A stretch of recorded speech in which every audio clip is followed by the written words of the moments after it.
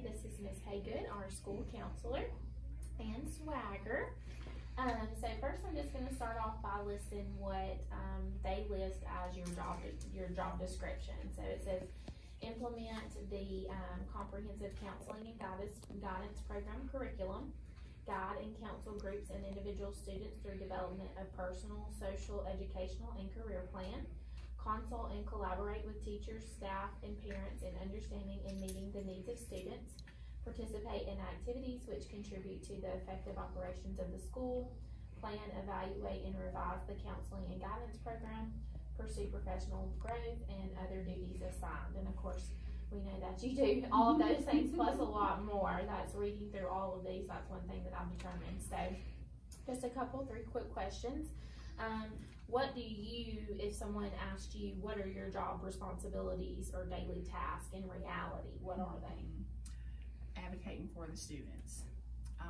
That's a really big thing that always comes first, whether it's large group counseling, small groups, individuals, even if there's a crisis situation. You know, if there's a situation that deals with a student having an issue with self-harm, you know, stop everything and complete a suicide assessment, you know, for that particular situation. I had to do that, you know, a few times before, contacting parents, making them aware, referring them to outside agencies if needed. But that's a really big thing. Okay. So that's the priority for sure, I would say. Okay. How does what you do impact student learning on a daily basis? So I love being able to meet the students as they come in. Seeing them first thing in the morning helps me to see, you know, how they are. It helps me to check in with the students to see, you know, how their weekend was, if they're feeling good. Some may come in crying, some may come in really exhausted and tired. If it's extreme, then we can alert the teachers and let them know beforehand, you know, hey, this is going on, watch out for this. So with me knowing what the students are feeling, how they are, you know, looking, how they perceive that day, that helps us to know, okay, if they're going to improve in anything that they do.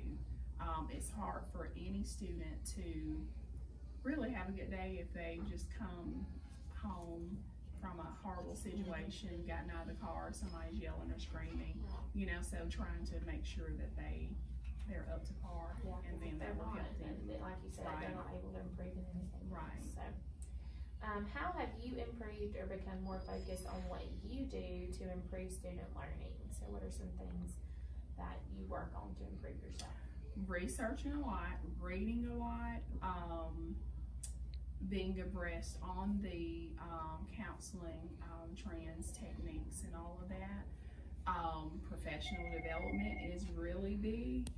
So this is my 23rd year as an educator. You know, starting back then, you know, counseling was different. So over time, you research more because things have changed over time. It's never the same. When I was in elementary school, I never saw my counselor. I didn't know I had one. So I assume he or she took a reactive approach. When something happens, that's probably when she or he came out. Miss Updike? Yes. Is Miss Turner still in there? She is. Miss Turner, can you call me please at 6803? Yes. Yes, ma'am. Thank you. And we worked through all of that, right?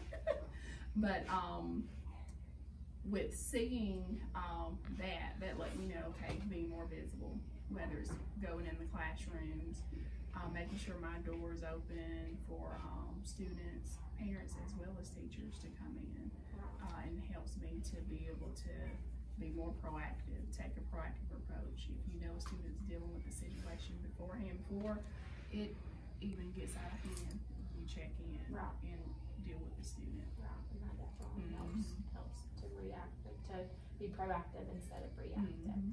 Well, I appreciate your time. Thank you so much. You're welcome.